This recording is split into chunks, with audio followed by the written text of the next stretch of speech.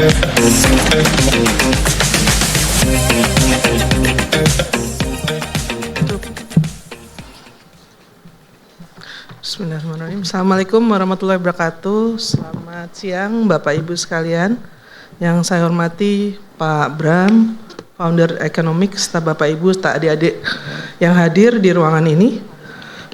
Perkenankan saya untuk menyampaikan secara bukan detail ya, tapi mungkin lebih dalam sedikit yang berkaitan dengan regulasi. Karena hari ini yang diangkat adalah bukan permasalahan, tapi hal yang sedang naik daun, yaitu soal AI. Yang pertama, mungkin bisa yang pertama, Bapak Ibu sekalian dan adik-adik, bahwa Kementerian Komdigi tentunya dalam merencanakan atau menjalankan program kerja selalu berdasarkan pada arah dari pemerintah saat ini. Artinya dengan visi yang menuju Indonesia Emas 2045, yaitu negara Nusantara yang berdaulat, maju dan berkelanjutan, tentunya ada arahan yang sudah dicanangkan dalam visi Indonesia Digital 2045, yaitu ekosistem digital yang inklusif, kolaboratif, berbasis inovasi, juga mendukung Indonesia maju berdaulat dan berkelanjutan. Mungkin ini juga sudah banyak diketahui oleh Bapak Ibu sekalian bahwa untuk menuju visi Indonesia Digital 2045, yaitu ekosistem digital yang inklusif dan kolaboratif, yang perlu diwujudkan tentu kita perlu 3 pilar. Pertama, pilar infrastruktur yang berkaitan dengan pemerintahan digital, kemudian ekonomi digital dan masyarakat digital. Karena 3 pilar ini tentunya sangat berperan dalam mewujudkan cita-cita Indonesia Emas.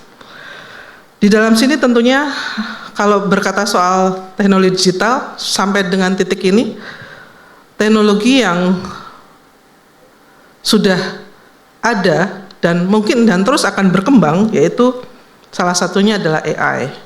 Kemudian ada juga Internet of Things. Ada lagi Metaverse, blockchain dan quantum computing yang semuanya membutuhkan proses data analitik yang cukup kuat.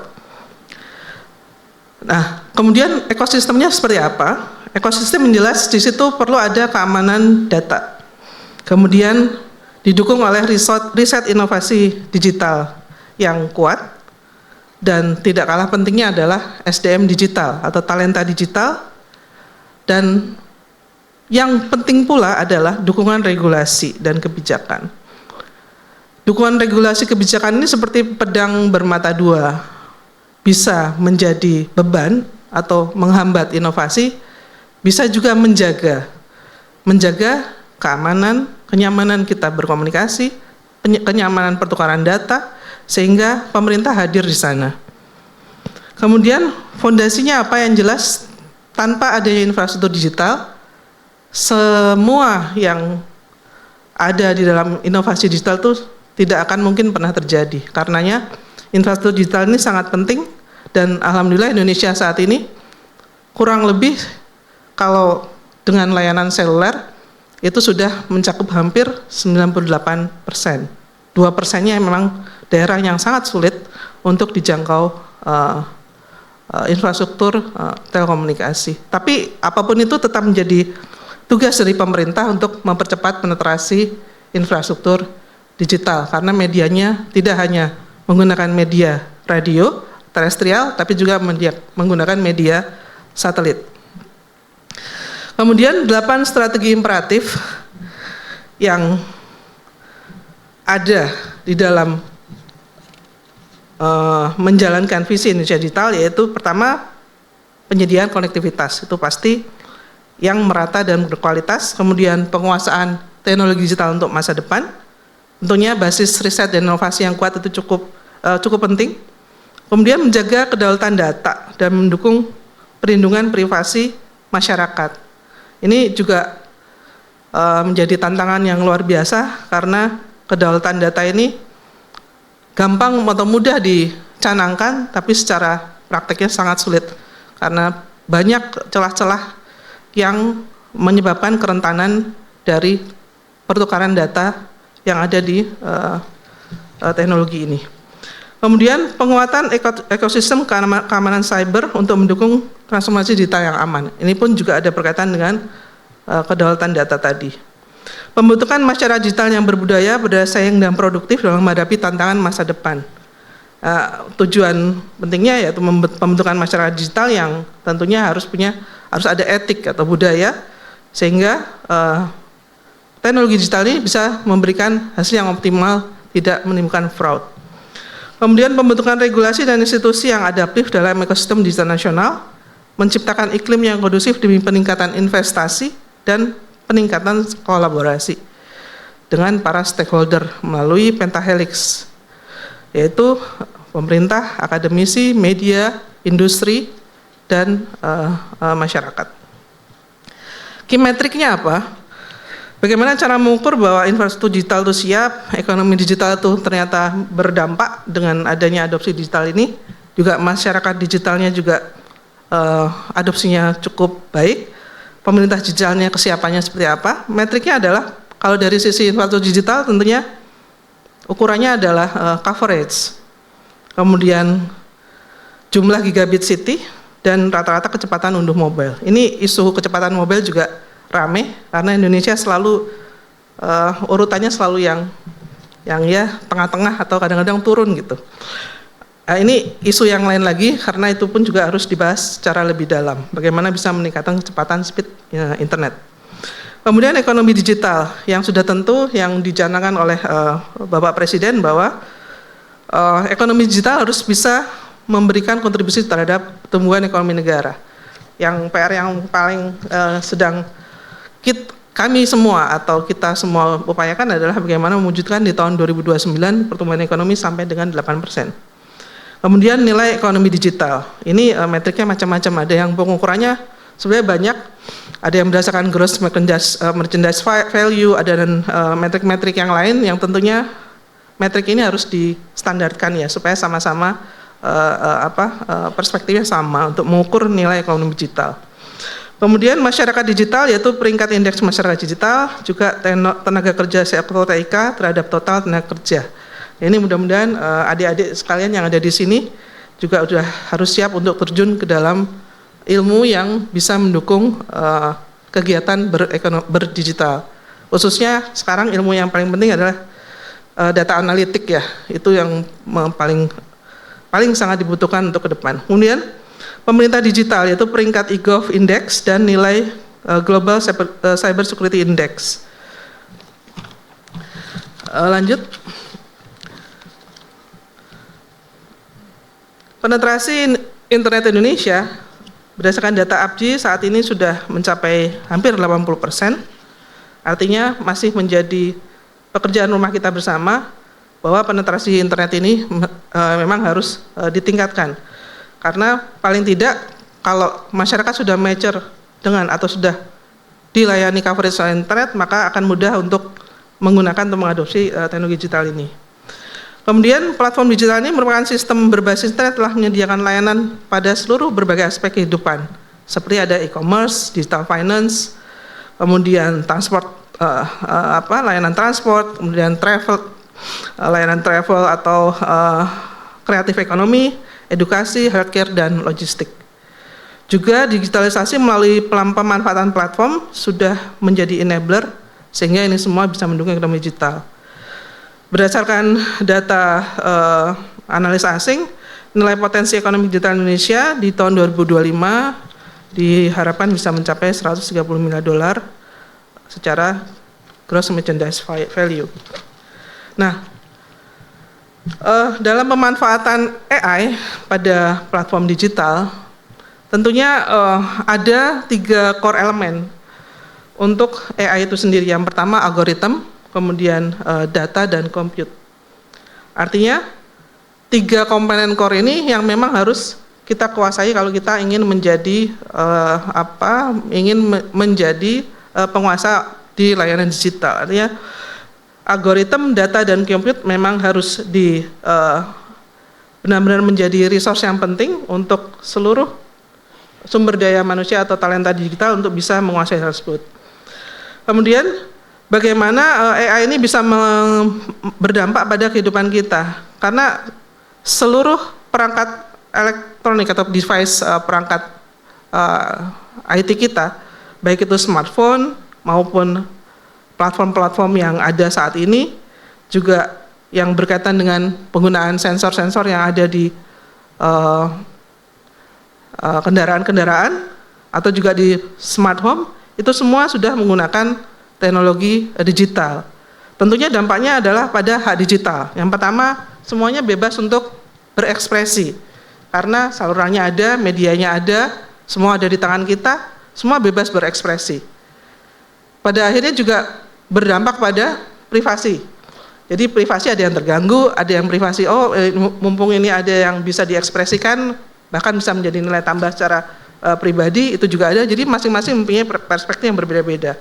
Kemudian keamanan individu, itu juga bisa memberikan dampak tersendiri, karena sesuai dengan profiling dari masing-masing pengguna, apakah ini menjadi hal yang wajib untuk dilindungi, atau memang selayaknya pemerintah harus bisa menciptakan sistem untuk memberikan keamanan bagi seluruh pengguna. Kemudian jaminan kesetaraan dan non-diskriminasi. Nah, dampak-dampak ini yang tentunya harus diantisipasi oleh pemerintah, karena pemerintah memang harus hadir untuk memberikan perlindungan kepada pengguna dan masyarakat, sehingga regulasi yang ada saat ini untuk pemanfaatan AI baru regulasi dengan bentuk surat edaran, yaitu surat edaran Menteri Kominfo tahun 2023 tentang etika kecerdasan artifisial. Selain undang-undang yang berkaitan dengan pemanfaatan sistem digital, seperti Undang-Undang ITE, Undang-Undang PDP, Undang-Undang PSE, Undang-Undang Perlindungan atau Perpres Perlindungan Infrastruktur Vital Informasi, dan Peraturan Menteri mengenai penyelenggara sistem elektronik lingkup private. Nah, yang berkaitan dengan surat edaran tentang etika kecerdasan artifisial itu diperuntukkan bagi 3, yaitu bagi pelaku usaha yang memang sudah ada kode berusahanya, yaitu KBLI di 62015. Kemudian diperuntukkan bagi penyelenggara sistem elektronik lingkup publik dan penyelenggara sistem elektronik lingkup privat. Sebetulnya prinsip dari etika kecerdasan artifisial itu ada 9, yaitu inklusivitas, kemudian keamanan, transparansi, kemanusiaan, aksesibilitas, kredibel dan akuntabel, perlindungan data pribadi, pembangunan dan lingkungan yang berkelanjutan, dan kekayaan intelektual dan kekayaan intelektual. Sebetulnya cukup banyak etika yang harus diatur, namun di regulasi ini baru 9 yang dititik beratkan, karena minimal 9 ini yang harus bisa di-provide atau disediakan atau dilindungi atau diatasi oleh para penyelenggara atau pelaku usaha yang tadi saya sebutkan. Kemudian untuk memastikan bahwa inovasi teknologi ini bisa digunakan, tentunya untuk kebaikan dan manfaat bersama, penerapan etika untuk kecerdasan artifisial ini menjadi hal yang pokok atau fundamen, dan harus bisa memitigasi resiko dan masalah potensial melalui dukungan multi stakeholder.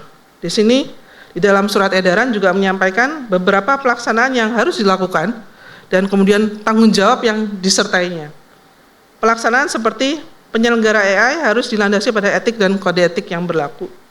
Juga penyelenggara AI harus memiliki kompetensi teknis, memiliki studi aspek etika, humanitar dan sosial, sebagai bentuk tanggung jawab untuk turut mengembangkan SDM Indonesia. Juga yang penting lagi adalah pemanfaatan fasilitas AI ini juga harus meningkatkan kreativitas pengguna dan menyelesaikan masalah dan pekerjaan. Karena intinya seperti itu, AI ini harusnya digunakan untuk menyelesaikan problem. Juga jangan menimbulkan problem. Idealnya seperti itu. Jadi sebetulnya ini digunakan sebagai alat bantu kita semua untuk bisa memberikan efektivitas atau produktivitas yang lebih. Kemudian tanggung jawabnya diantaranya yaitu pengembang atau yang dalam memberikan informasi terkait harus bisa mencegah dampak negatif dan kerugian bagi pengguna dan masyarakat. Sebenarnya hal yang tidak mudah karena semuanya akan sangat terbuka, kreativitas terbuka, inovasi terbuka, kemudian juga data yang masuk juga banyak atau luas. Oleh karenanya tanggung jawab ini sangat penting, walaupun baru dalam seri dari surat edaran, tapi setidaknya dengan adanya surat edaran ini bisa memastikan bahwa pemerintah bisa memberikan panduan agar penggunaan dari AI ini memberikan perlindungan penuh kepada masyarakat, termasuk penyelenggara AI itu sendiri. Kurang lebih demikian hal penting yang bisa saya sampaikan, karena satu-satunya regulasi atau panduan untuk menggunakan atau menerapkan teknologi AI ini baru di dalam tataran surat edaran Menkominfo. Ke depan,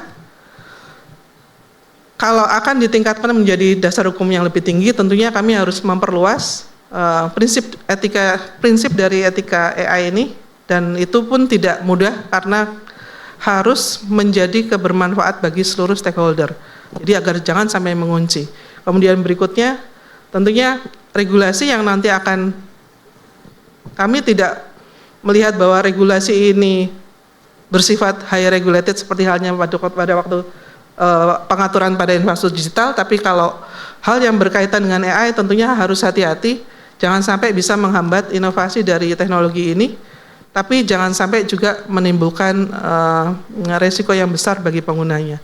Jadi pemerintah harus cukup cerdas, seperti halnya, tidak seperti AI sebetulnya, cerdasnya cerdas secara manusia, bahwa setiap pengaturan atau regulasi yang nanti akan diterapkan tentunya harus melalui konsultasi atau komunikasi dengan publik. Karena hanya ada 3 jenis regulasi, yaitu regulasi yang hard atau lebih ketat, atau regulasi yang soft, atau less regulasi, atau regulasi yang self-regulated. Jadi 3 model ini yang perlu menjadi perhatian dari pemerintah ketika nanti akan semakin besar, sehingga ujungnya adalah agar memberikan kenyamanan dan keamanan bagi pengguna untuk menggunakan teknologi ini, termasuk teknologi lain seperti blockchain dan lain sebagainya yang akan muncul. Demikian Bapak Ibu sekalian, adik-adik, mudah-mudahan sedikitnya bisa memberikan informasi. Kalau ada kurang-kurangnya saya mohon maaf. Terima kasih. Wassalamualaikum warahmatullahi wabarakatuh. Waalaikumsalam warahmatullahi wabarakatuh. Ya. Mohon berkenan Ibu Aju untuk tetap berada di atas panggung. Ya, saya mau kasih pantun boleh ya Bu ya? Terus, ke Bekasi sambil berlari. Cakep. Terima kasih Ibu Aju Widyasari. Ya. Baik, berikut.